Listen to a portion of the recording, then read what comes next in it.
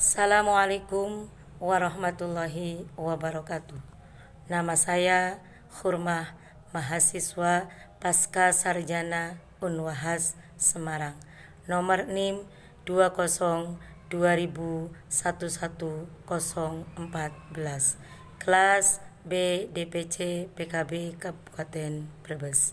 Saya akan menjawab soal-soal ujian akhir semester 1 mata kuliah studi Al-Quran. Dosen pengapu Bapak Dr. Haji Muhammad Saifuddin MA.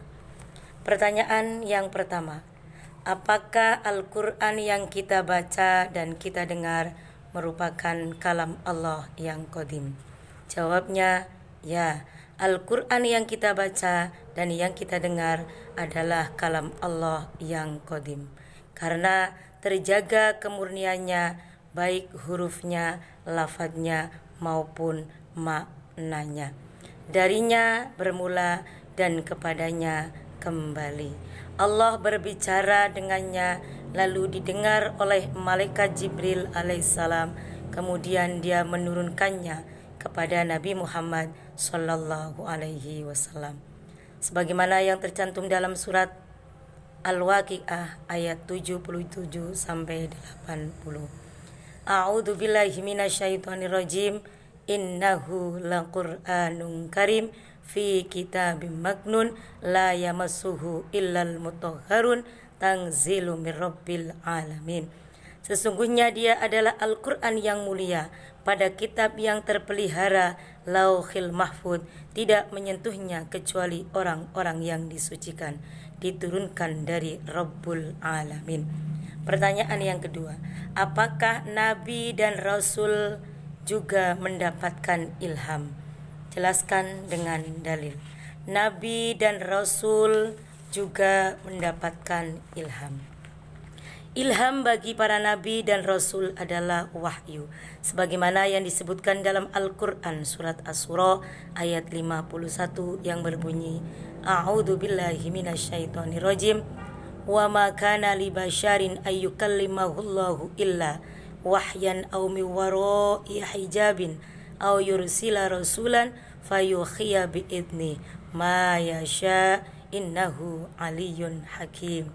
Artinya, dan tidak ada bagi seorang manusia pun bahwa Allah berkata-kata dengan dia kecuali dengan perantaraan wahyu, atau di belakang tabir, atau dengan mengutus seorang utusan malaikat lalu diwahyukan kepadanya dengan seizinnya, dengan apa yang dia kehendaki. Sesungguhnya dia maha tinggi dan maha bijaksana.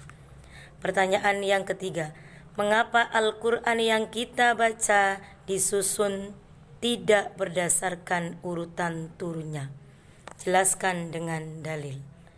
Jawabnya, karena Al-Quran diturunkan di dunia melalui dua tahap. Tahap pertama diturunkan sekaligus dari Lauhil Mahfud ke Baitul Izzah di langit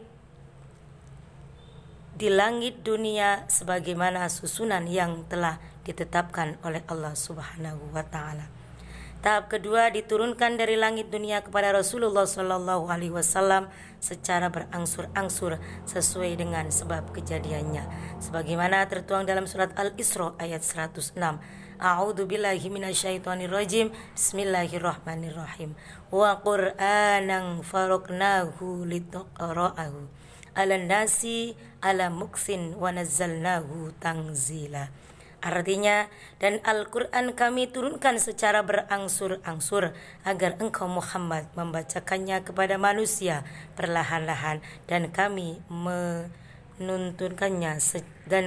menurunkannya secara bertahap. Pertanyaan yang keempat, kenapa Al-Quran disebut mukjizat terbesar? Jelaskan dengan dalil dan dengan membandingkan mukjizat-mukjizat yang lain.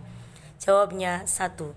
Karena Al-Quran terjaga kemurniannya dan penjaganya adalah sebaik-baik penjaga sepanjang masa, yaitu Allah Subhanahu wa ta'ala.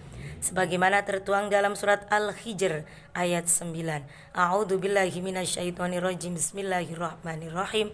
Inna nahnu nazzalna dzikra wa inna lahu lahafizun. yang artinya sesungguhnya kamilah yang menurunkan Al-Quran dan sesungguhnya kami benar-benar memeliharanya.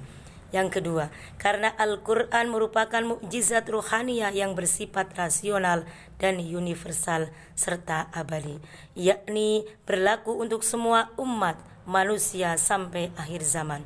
Sedangkan mukjizat yang lain bersifat indrawi dan dibatasi oleh ruang dan waktu. Artinya hanya diperlihatkan kepada umat tertentu dan masa tertentu. Yang ketiga, karena di dalam Al-Quran terdapat ajaran-ajaran yang menjadi pedoman bagi manusia. Selain itu, Al-Quran mempunyai bahasa indah dan agung melebihi suatu karya sastra manapun yang menjadi sumber inspirasi bagi para sastrawan Arab. Di antaranya bentuk keindahannya adalah bentuk persajakan yang dikenal dalam syair pada masa jahiliyah. Bentuk-bentuk persajakan ini selain memberikan efek musikalitas yang indah, terlebih lagi efek makna yang ditimbulkannya jauh lebih diperhatikan, sehingga Al-Quran tidak bisa disetarakan dengan syair manapun, syair ataupun prosa manapun.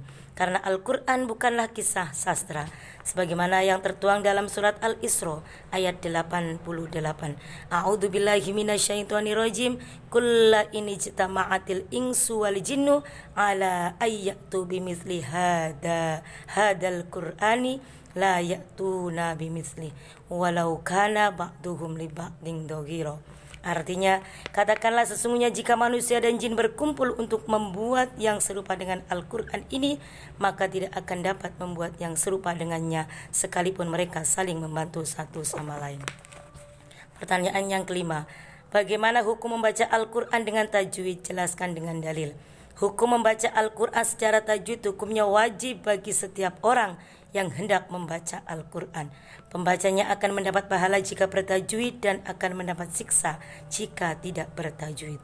Karena sesungguhnya Al-Quran telah diturunkan kepada Rasulullah SAW dengan bertajwid dan tartil, sebagaimana yang disebutkan dalam Al-Quran, warattilil Qur'ana tartila, yang artinya bacalah Al-Quran dengan tartil. Yang keenam, bagaimana hukum membaca Al-Quran bagi wanita yang sedang haid. Membaca Al-Quran bagi wanita yang sedang haid adalah boleh dengan niat berzikir kepada Allah Subhanahu wa Ta'ala. Yang tidak boleh adalah memegang Al-Quran, sebagaimana firman Allah yang berbunyi la yamassuhu illal mutahharun, yang artinya tidak boleh menyentuhnya kecuali orang yang suci.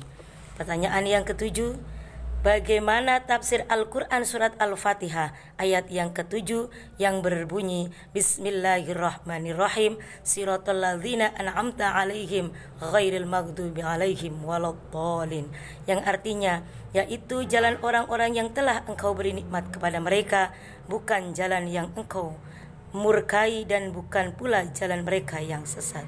Maksudnya adalah jalannya orang-orang yang telah engkau beri nikmat kepada mereka dari kalangan para nabi, para siddiq, para syuhada, dan orang-orang saleh. Mereka itulah orang-orang yang berada di atas petunjuk Allah dan istiqomah. Sedangkan orang yang tersesat adalah orang yang meniti jalan mereka yang dimurkai, yakni mereka yang mengetahui kebenaran namun tidak mengamalkannya. Mereka itu orang yang tidak mendapat petunjuk karena kebodohan mereka, sehingga mereka tersesat dari jalan yang benar. Demikian jawaban dari saya. Kurang lebihnya mohon maaf yang sebesar-besarnya. Wallahul muwaffiq ila aqwamit thoriq. Wassalamualaikum warahmatullahi wabarakatuh.